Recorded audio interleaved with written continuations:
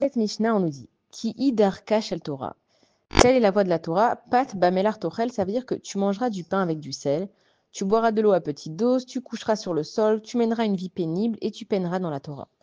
Et quand on lit ça, on a l'impression que de faire la Torah, de vivre une vie de Torah, c'est une vie qui est une vie de souffrance et une vie qui est pénible. Alors on sait que Adam Arishon, il a été puni après avoir mangé donc la pomme interdite. Enfin, on dit que c'est une pomme, il a dit que c'est un autre fruit, peu importe, on va dire que c'est une pomme. Et que Akadosh Baruch Hu, il a donné des punitions à lui, à Chava et aussi au serpent.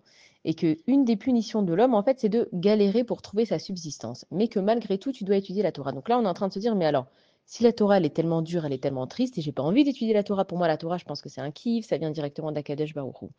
Et cette Mishnah, en profondeur, elle vient t'expliquer que il va y avoir des moments dans ta vie où oui, tu vas galérer au niveau financier, mais que c'est pas parce que tu vas galérer au niveau financier que tu dois abandonner la Torah. C'est-à-dire que même pour toi, si la Torah, ça devient quelque chose de dur, quelque chose de pénible, n'oublie pas que chaque fois que c'est de plus en plus pénible, tu auras de plus en plus de récompenses.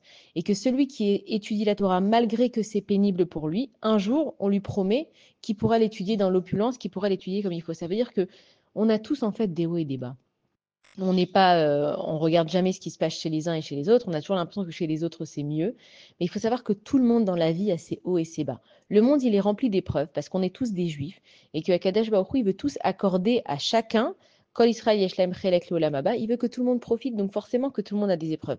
Maintenant, chacun, selon sa mission de vie, il va avoir différentes épreuves, mais pour personne, ce n'est facile. Donc déjà, quand on commence avec cet angle de vue, on sait que chaque personne qui vit dans ce monde, qui est frustrée, qui est triste, qui est pas bien, c'est que voilà, la vie, elle est compliquée, la vie, elle est difficile, mais on a une Torah qui nous dit ne t'inquiète pas, Akadosh Baruch Hu, il est là et il voit chaque chose que tu fais. Et que même si pour toi, la Torah, c'est dur, et des fois, on se pose cette question, on se dit, mais je comprends pas, si on fait vraiment ce que Akadosh Baruch Hu dit, ça veut dire d'étudier la Torah, comment ça se fait que les gens qui étudient la Torah, ils souffrent et on voit que ceux qui étudient la Torah, ils ont l'air de moins souffrir, mais ça n'a rien à voir.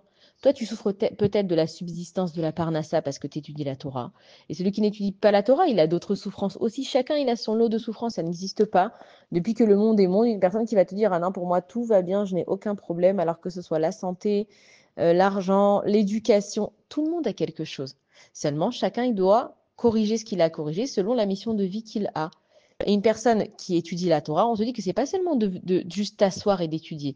Il faut aussi la faire, la Torah. C'est-à-dire que la Torah, c'est la théorie, mais la pratique, c'est les mitzvot. C'est-à-dire qu'une personne qui fait juste étudier la Torah, qui connaît plein de choses, mais qu'à l'intérieur de chez elle, elle se conduit mal, elle crie, elle est mal polie, elle se permet de faire ce qu'elle veut avec qui elle veut, elle a peut-être aussi du kavod. On sait que le kavod, avoir de la gava, avoir de l'orgueil, c'est une des pires choses qu'une personne elle peut avoir. Si grâce à la Torah que tu étudies, tu en viens à avoir de l'orgueil, ça sert à rien d'étudier ta Torah. Donc en fait, c'est à chacun de faire son introspection, son cheshbon nefesh et de comprendre pourquoi. Est-ce qu'il vit la Torah difficilement? Et on voit que les tzadikim, il y a marqué dans le Birkat Amazon, il y a marqué Nar Haïti Gamzakanti, Veloraiti Sadik Neaeza, Vezaro Mevakesh Lachem. Ça veut dire que j'étais un jeune homme, j'ai vieilli aussi, et j'ai jamais vu un vieillard tzadik demander de la subsistance. Ça veut dire que les tzadikim, peut-être que leur vie, elle était dure, mais ils la vivaient avec joie. Pourquoi? Parce qu'il sait que c'est Hachem le maître du monde.